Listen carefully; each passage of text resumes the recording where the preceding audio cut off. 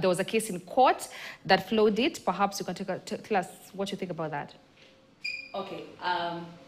As you have said, it is not the first time we're talking about the housing levy. It has been trending since it came to existence. And now that it has been assented to being a law, I don't know how the netizens are going to take it afterwards, but they are having mixed reactions towards the decisions.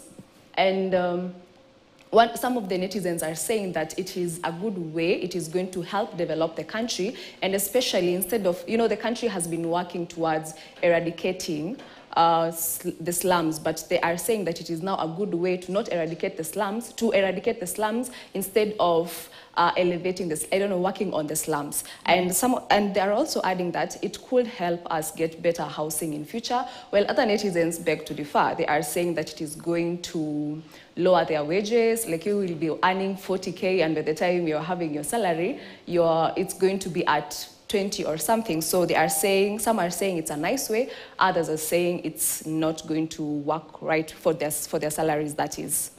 And we also know that there's a case in court, and of course the court had, halted the ministry or employers from, of course, deducting the funds from them. What are Kenyans saying about that, having that the president yesterday categorically said that now they are going to start collecting the said funds? Oh, the court, when the bill was rejected by the court, the reasons were that it was kind of unfair. But what happened is the president said that they're going to rework the bill so that some of these unfair things are going to be to be removed. And if anyone felt like some people were not contributing while others were contributing higher, the president said that they are going to collect more funds from other people. I don't know how they're going to rework it, but let's see. The collection is supposed to begin April or March? March, I think. Yeah, so they are going to rework it by that time. We hope it's going to be fair to them. All right. And when we talk about a very sad incident that happened to Kenyatta University students when they were heading for a tour in Mombasa, of course, 11 of their lives were cut short. And Anne, the cases are becoming too much of students passing away. What are Kenyans saying about that? It's a very sad situation. There is a poem that has been trending from that accident, and I can read part of it. Well, it's very sad, pretty sad. And it says, "Mama, you had sold Rose, our only cow, to clear my fees. Last week, but the brakes did not hear any of that. Mama, you had cleared the hostel fee, you had refilled the gas. Sadly, before I used it, Mama, I'm coming home."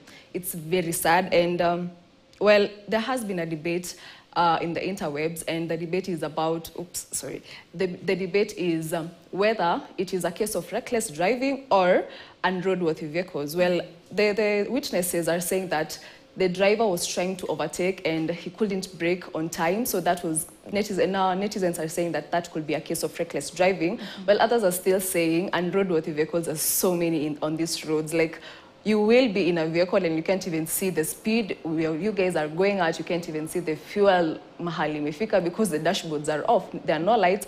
But yeah, so the school has suspended learning for 3 days to mourn the loss of their, those people were other people's friends, I'm sure.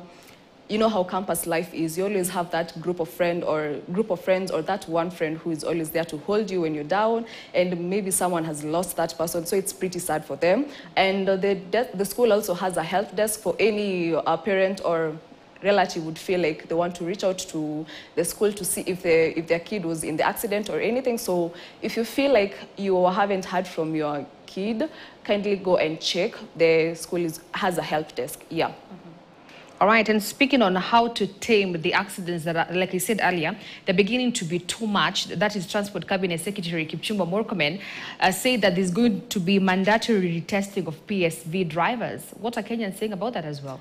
Well, I don't know if you remember that there was such a story some time back. The Ministry of Transport had said that it's going to retest these drivers, and they even protested. There was so much going on, but personally, I was for it, but now he has said that there's going to be a mandatory retest for commercial and public service vehicles drivers so that they can test their skills, and they're also going to have a medical test, and if you won't pass, you will have to leave that occupation on the side and do something else. But if you pass the medical test, then that's when you're going to be a certified driver. Murkomen also said, Murkomen, the CS for transport, also said that the NTSA officers are going to be deployed back to the roads, and so that they can check if the sanity is at is at a good level, so that we can just avoid all these accidents. Something else that will say is that school transport rules are going to be redrafted again. I remember when I was in high school, there was a rule that like no school vehicle should be seen on the road past 5. So yeah, netizens are thinking that the deployment of NTSA officers could be a good way, but then it could also lead to an increase in corruption cases. You know, the hongo, the 50, and I had some drivers saying that they don't even accept the 50 shillings anymore. Wamepanda bei. But yeah, so they are hoping that it's going to be okay, and they're also asking the government to check the roads as they also install all these rules. All right, we're going to see how that pans out. And Kipchumba Murkomen, Transport CS, is among the CSs that are expected to appear today at the Senate to answer plenary questions. Of course, we're going to be following up on that. Of course, I'm sure senators are going to, ask him about the current issues in terms of increase of accidents in the country. We're going to be following up on that. And of course, we're going to be telling our viewers what comes from that hearing. And also we have King Charles III. There were rumors that he had passed away. Yeah, according to reports from international media houses, these rumors were being spread by Russian bloggers on the in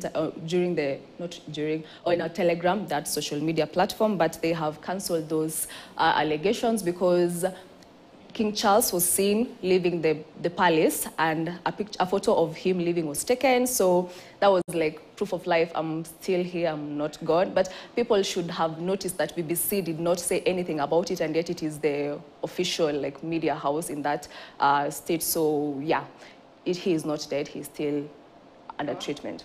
All right. Thank you, Anne, for that. Anne Veronica there from the digital desk, just telling us